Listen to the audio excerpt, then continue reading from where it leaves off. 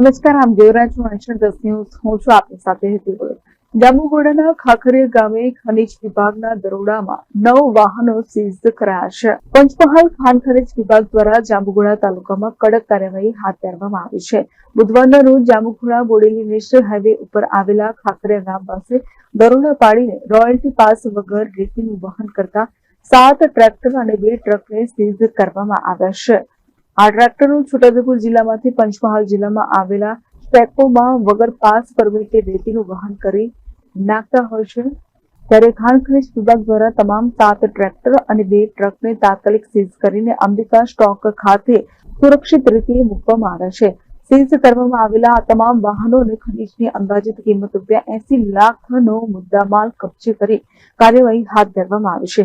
આ કાર્યવાહી ગેરકાયદેસર ખનીજ પ્રવૃત્તિઓ ચલાવતા તત્વો માટે એક ચેતવણી રૂપ છે. ખનીજ વિભાગે સ્પષ્ટ જણાવ્યું છે કે ભવિષ્યમાં પણ આવી ગેરકાયદેસર પ્રવૃત્તિઓ સામે કડક કાર્યવાહી ચાલુ રહેશે.